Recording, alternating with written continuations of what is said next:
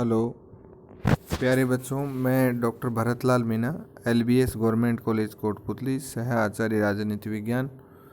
बच्चों, मैं आज आपके समक्ष बीए पार्ट द्वितीय के द्वितीय प्रश्न पत्र भारतीय राज्य व्यवस्था के अंतर्गत भारतीय संघीय व्यवस्था की प्रकृति के अंतर्गत क्रमशः भारतीय संघवाद की प्रकृति के अंतर्गत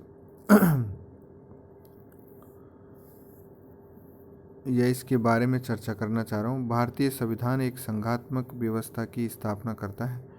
यह प्रश्न यह है कि संविधान द्वारा स्थापित इस संघात्मक व्यवस्था की प्रकृति कैसी है, उसका स्वरूप कैसा है। इस प्रसंग में विचार करते हुए हमारे द्वारा एक तथ्य को समझ लिया जाना चाहिए कि संघात्मक व्यवस्था कोई स्थिर नहीं वरन निरंतर विकासशील व्यवस्था है। 19वीं सदी के अंतिम वर्षों और 20वीं सदी के पूर्वार्ध में संघात्मक व्यवस्था की धारणा में दो दिशाओं में परिवर्तन आया।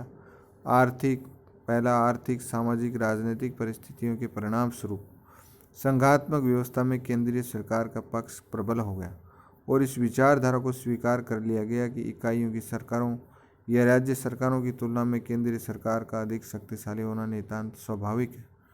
द्वितीय, इस विचार का उदय हुआ कि केंद्रीय सरकार और इकाइयों की सरकारें परस्पर विरोधी पक्ष नहीं है वरन वे परस्पर पूरक और सहयोगी पक्ष हैं। संघीय व्यवस्था के सुचारू संचालन के लिए अत्यंत आवश्यक है कि दोनों पक्ष एक दूसरे के साथ सहयोग करें। संघीय व्यवस्था में केंद्रीय और राज्य सरकारों के बीच सहयोगी प्रवृत्ति को स्वाभाविक और आवश्यक बताते हुए संघवाद के अधिकारी विद्वान डॉक्टर के.सी. फियर लिखते हैं, हर संघात्मक व्यवस्था में आपसी सहयोग की संस्थाओं की या तो संविधान में ही व्यवस्था कर दी जाती है या इस प्रकार के सहयोग की संस्थाएं परंपराओं के रूप में विकसित हो जाती है।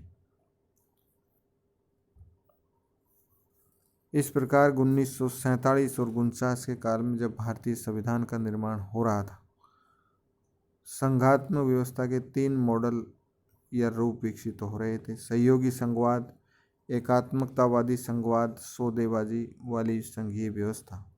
संघीय व्यवस्था का तृतीय रूप द्वितीय मॉडल का ही एक विशिष्ट रूप है। संघात्मक व्यवस्था के प्रमुख मॉडल या रूप प्रथम दो ही हैं: सहयोगी संघवाद। भारतीय संविधान द्वारा स्थापित संघीय व्यवस्था में संघात्मक व्यवस्था के इन दोनों ही रूपों सहयोगी संघवाद और एकात्मकतावादी संघवाद को अपनाया गया है। संविधान निर्माता सहयोगी संघवाद को ही प्रमुख रूप से अपनाने की इच्छा रखते थे, लेकिन एकात्मकतावादी प्रवृत्तियों को भी उनके द्वारा अपना लिया गया। इस प्रकार भारतीय संघवाद सहयोगी संघवाद तथा एकात्मकतावादी संघवाद का मिला जुला रूप है। सहयोगी संघवाद शब्द का प्रयोग सर्वप्रथम A.H. बर्च के द्वारा किया गया। बर्च लिखते हैं कि सहयोगी संघवाद का तात्पर्य उस व्यवस्था से है जिसमें सामान्य और क्षेत्रीय सरकारों के सहयोग का चलन हो। क्षेत्रीय सरकारें आंशिक रूप से सामान्य सरकार से प्राप्त होने वाले अनुदानों पर निर्भर हो और सामान्य सरकार सशर्त अनुदानों के आधार पर उन विषयों में विकास को प्रोत्साहित करती हो जो संविधान के द्वारा क्षेत्रीय सरकारों को प्रदान किए गए हों। ग्रैनविल आइंस्टीन भारतीय संघवाद पर टिप्पणी करते हुए लिखते हैं कि कुछ अपवादों को छोड़कर सहयोगी संघवाद के उपयुक्त सभी लक्षण भारत में लागू होते हैं। भारतीय संविधान सभा ने संघवाद के उस रूप को अपनाया है जिसे A.H. बर्च ने सहयोगी संघवाद की संज्ञा दी है। भारत में सहयोगी संघवाद की स्थापना करने वाली प्रमुख संस्थाएं हैं योजना आयोग और राष्ट्रीय विकास परिषद, वित्त आयोग, अंतर्राज्यीय परिषद, अखिल भारतीय सेवाएं। समवर्ती सूची का विषय है सामाजिक और आर्थिक नियोजन। इस आधार पर योजनाबद्ध विकास हेतु योजना बनाने के लिए केंद्र सरकार द्वारा योजना आयोग की स्थापना की गई। योजना के संबंध में अंतिम निर्णय के लिए राष्ट्रीय विकास परिषद की स्थापना की गई। योजना आयोग और राष्ट्रीय विकास परिषद प्रमुखतः समवर्ती सूची और राज्य सूची विषयों पर ही योजनाएं बनाने और स्वीकृत करने के कार्य करते हैं। वित्त आयोग संविधान के अनुच्छेद 280 के अंतर्गत प्रति 5 वर्ष बाद स्थापित होने वाला वित्त आयोग भी केंद्र और राज्य सरकारों के बीच वित्तीय संबंधों को सुचारू रूप से संचालित करने के लिए सुझाव देने वाली एक संस्था है। तीसरा, अंतर्राज्यीय परिषद। अनुच्छेद 263 में एक अंतर्राज्यीय परिषद की व्यवस्था की गई जिसका कार्य केंद्र और राज्य सरकारों के बीच या राज्य सरकारों में परस्पर उत्पन्न होने वाले विवादों का निपटारा करना है। 1990 में पहली बार अंतर्राज्यीय परिषद की स्थापना हुई। चौथा, अखिल भारतीय सेवाएं। भारत में प्रमुख रूप से 2 अखिल भारतीय सेवाएं हैं। प्रथम है भारतीय प्रशासनिक सेवा और द्वितीय भारतीय पुलिस सेवा। इन सेवाओं के पदाधिकारी केंद्र सरकार के क्षेत्र और राज्य सरकारों के क्षेत्र दोनों में ही नियुक्त किए जा सकते हैं। व्यवहार में इन सेवाओं में सहयोगी संघवाद और एकात्मकतावादी संघवाद के महत्वपूर्ण साधन के रूप में कार्य करते हैं। मॉरिस जोन्स इन संस्थाओं के संबंध में लिखते हैं कि ये संस्थाएं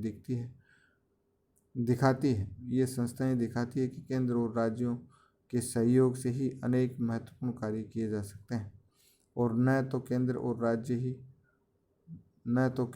और न ही राज्य एक दूसरे पर अपनी इच्छा थोप सकते हैं। एक ही चुनाव आयोग और संपूर्ण भारत के लिए एक ही नियंत्रक और महालेखा परीक्षक के पद की व्यवस्था को भी इसी श्रेणी में रखा जा सकता है।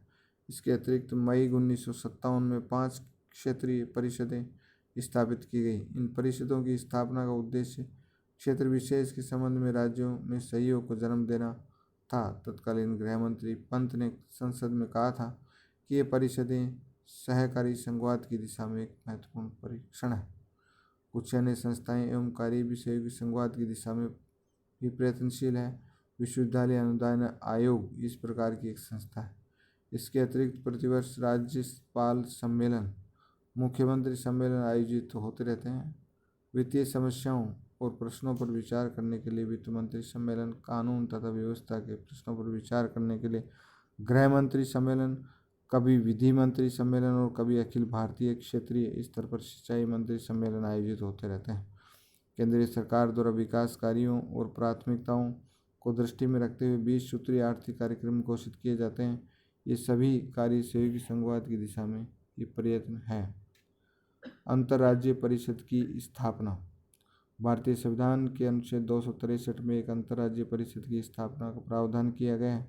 राजा मन्नार आयोग, प्रशासनिक सुधार आयोग और सबसे अंत में सरकारी आयोग, जिसने नवंबर 1987 में अपनी रिपोर्ट पेश की, इसने सभी सिफारिशों में इस बात पर बल दिया कि अंतर्राज्यीय परिषद की स्थापना की जानी चाहिए, लेकिन व्यवहार में गई मई 1990 तक अंतर्राज्यीय परिषद की स्थापना नहीं की गई थी।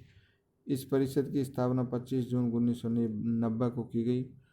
रचना: प्रधानमंत्री इस परिषद का अध्यक्ष होगा। राष्ट्रपति द्वारा परिषद में केंद्रीय मंत्रिमंडल के 6 सदस्यों को मनोनीत किया जाएगा।